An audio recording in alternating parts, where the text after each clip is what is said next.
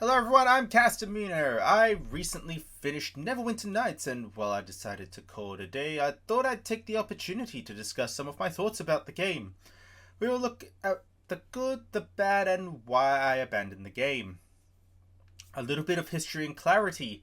The version I was playing was the Enhanced Edition. The original game was first released back in 2002 and it was a big hit. This was followed up by two expansions, Shadows of Undrentide and Hordes of the Underdark.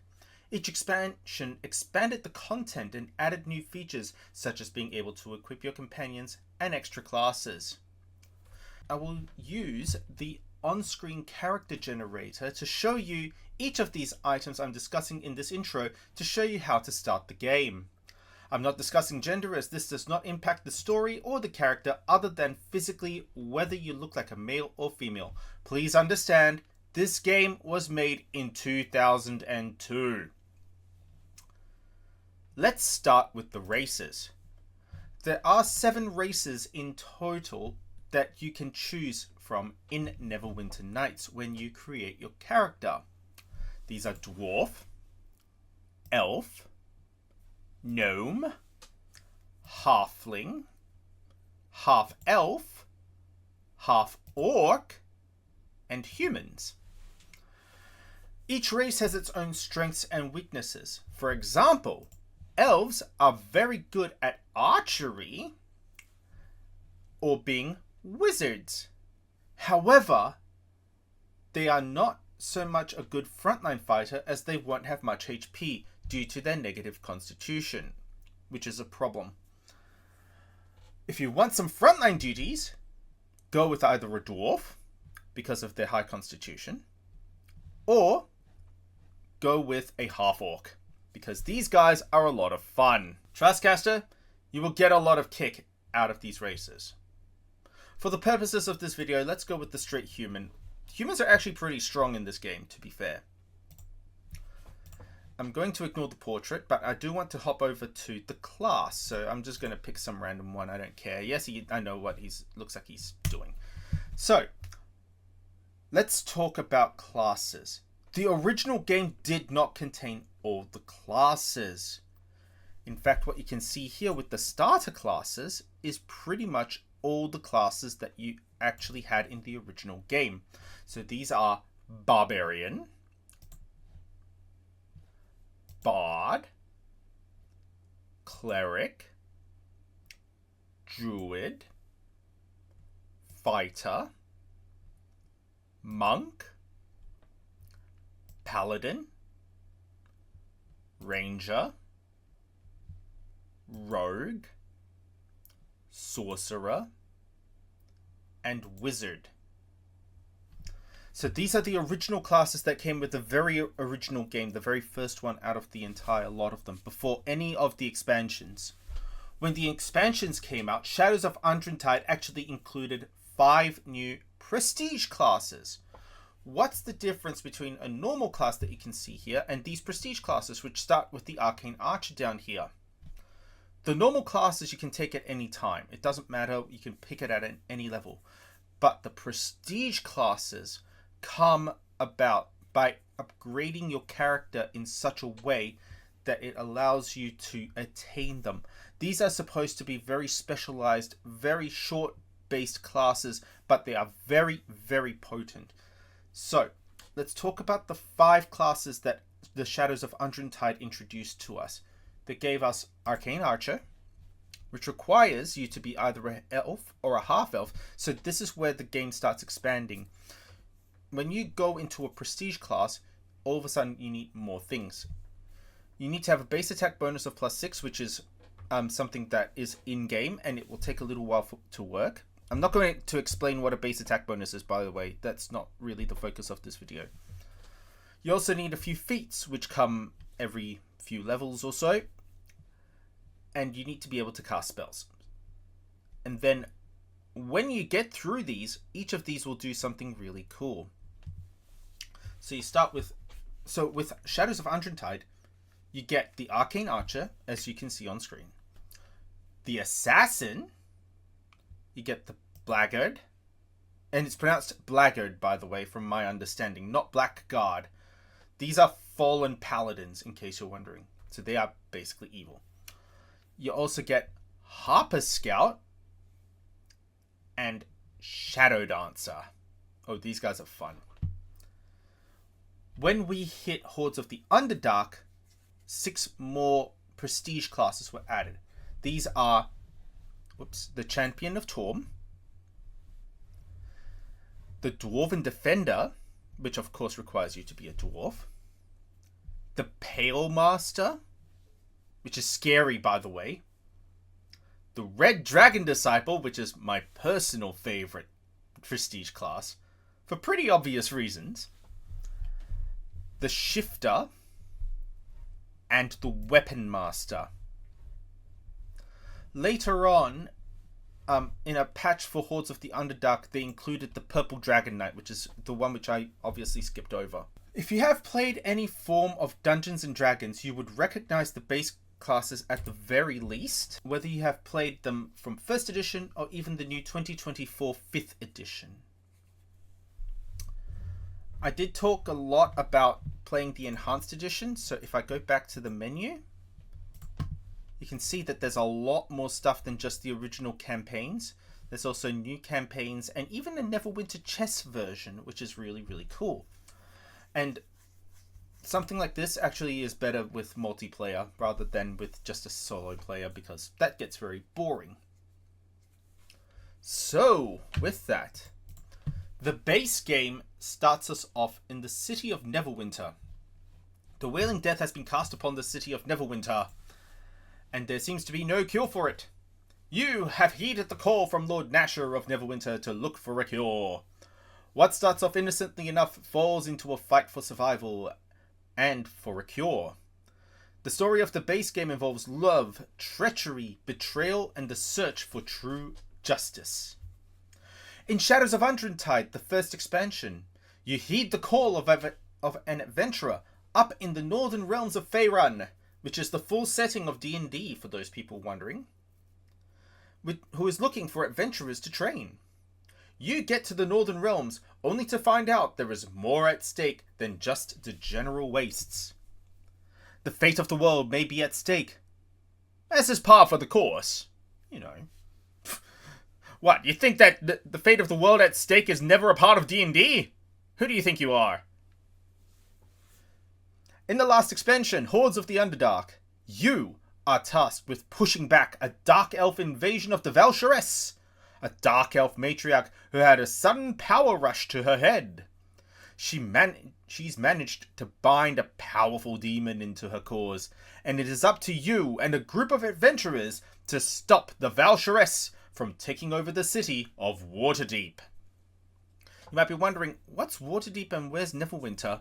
They're actually 2 rival cities, but both of them are found in the setting of Faerun, for those of you who are very, very interested in lore.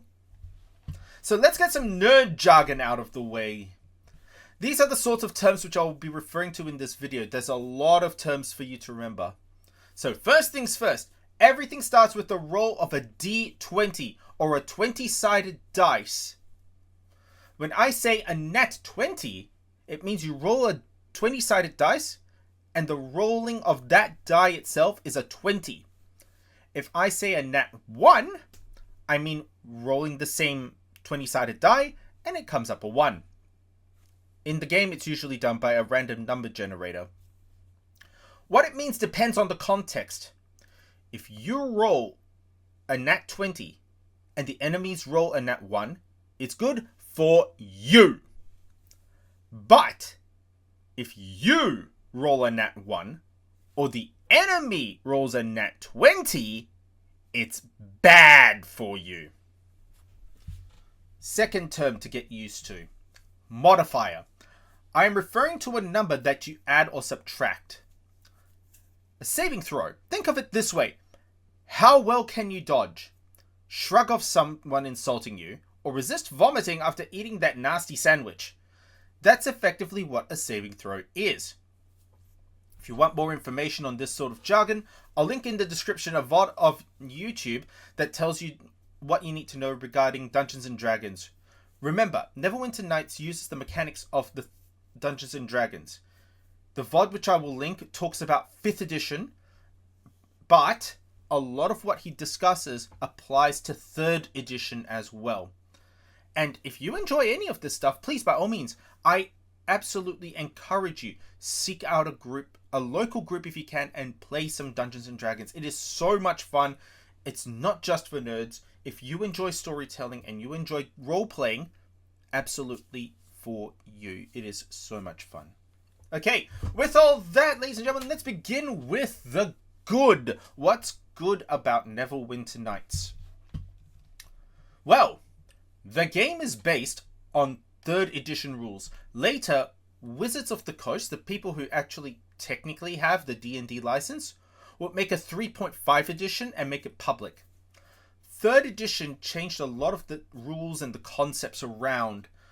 If you remember a while back me playing games like Baldur's Gate 2, and Icewind Dale, those actually use 2nd edition rules and can be a little bit convoluted with some of the mechanics and some of the processes.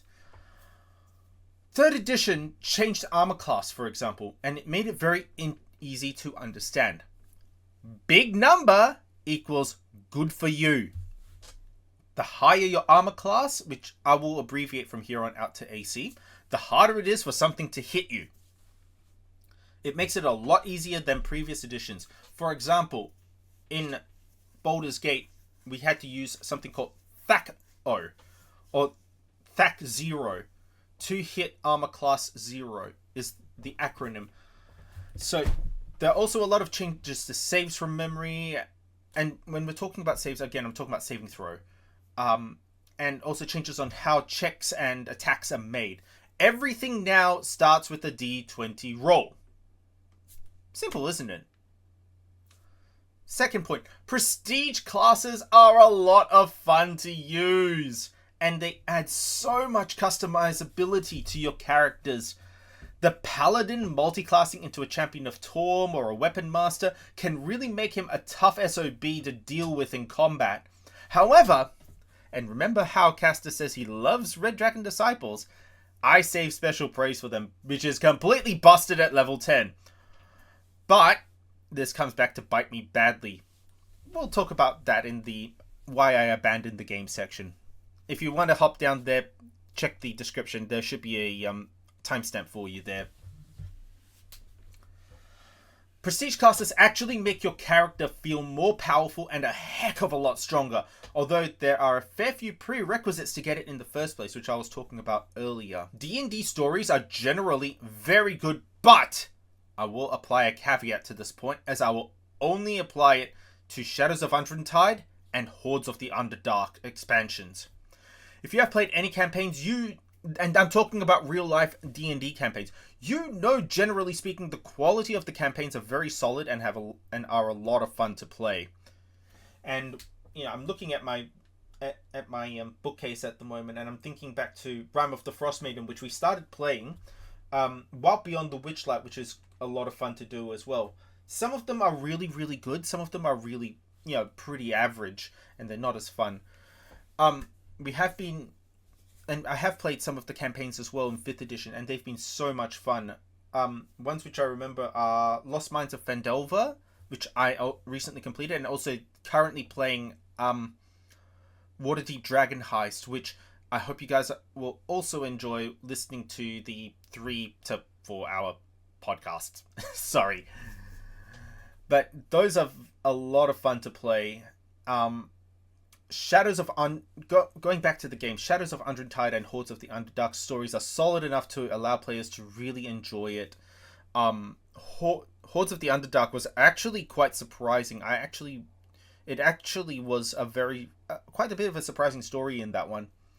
I also feel that you would be able to take those expansions and expand on them in real life. I really felt that in Shadows of Unruntide. You could easily, you know, if you're a really, really good dungeon master, or if you're really good at storytelling and being able to take that concept and expand upon it, you should be, I can't see why you can't make, you know, an even more extended intro, or if you want to, you can also, you know, change the ending so that, you know, you can then start a brand new campaign after it. There's nothing wrong with that, And I feel that you should, if you're good at storytelling and you're very creative, you might be able to do something like that. It's a lot of fun. In Shadows of Undrentide and Hordes of the Underdark, it was very good to be able to outfit the NPCs with weapons and armor.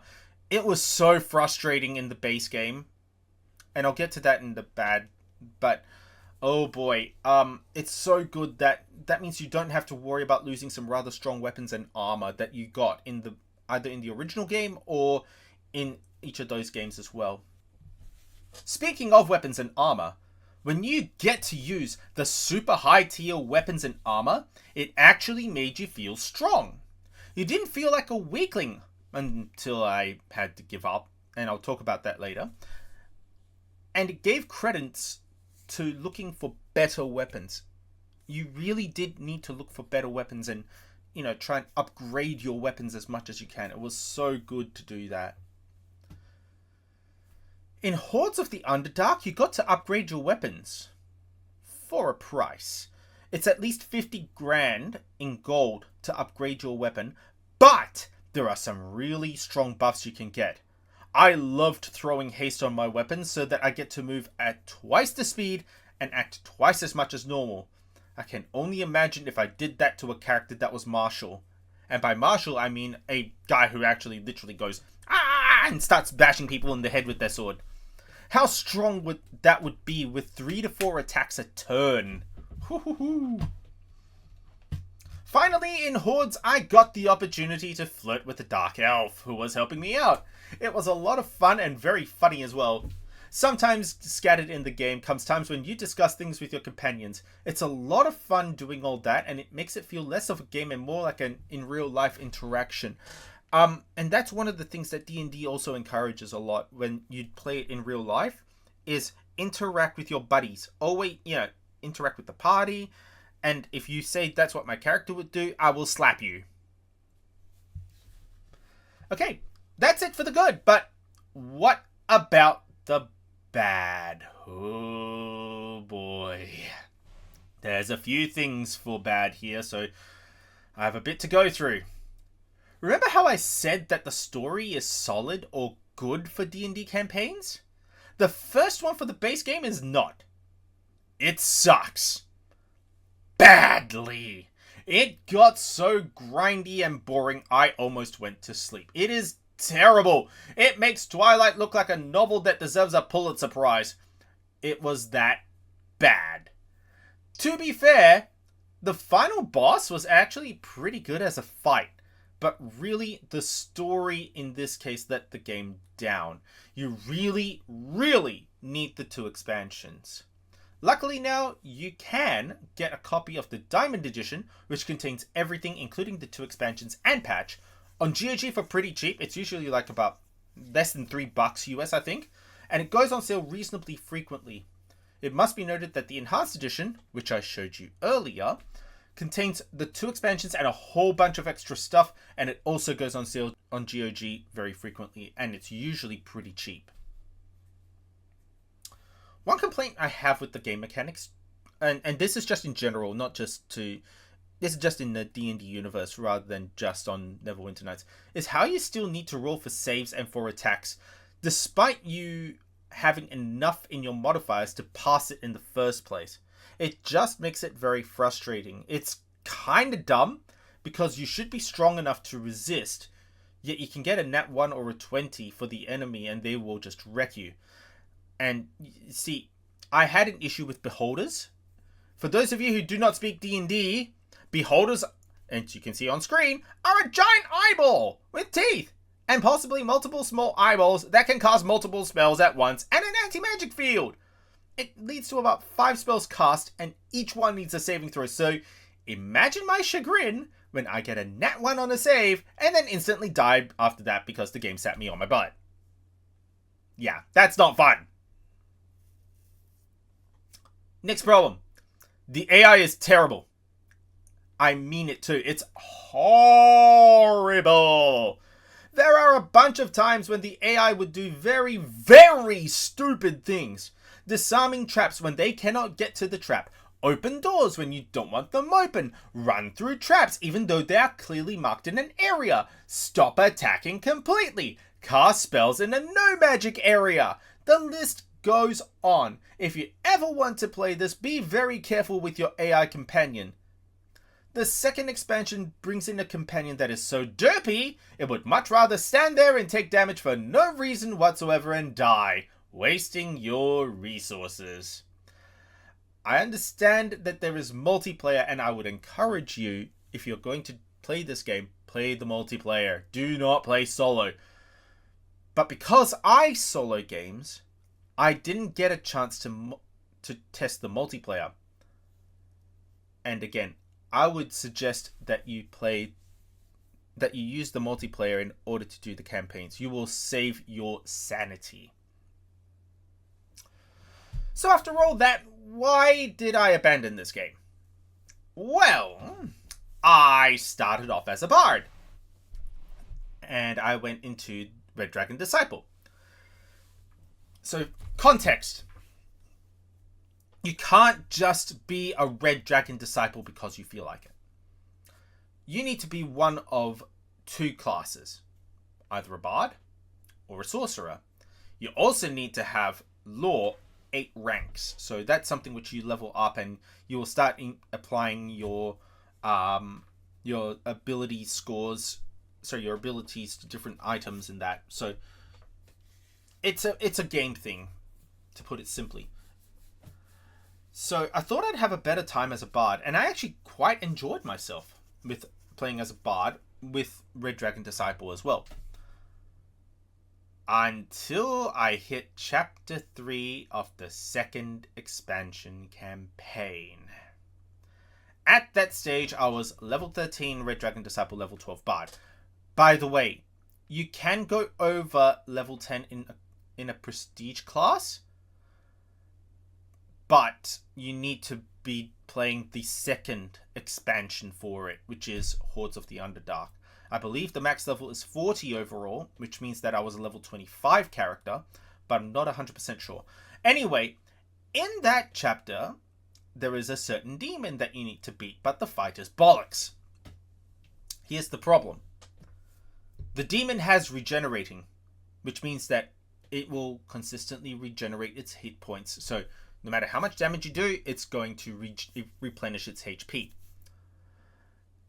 Every single attack it did was over my AC. I did not have enough potions, nor could I actually drink potions fast enough.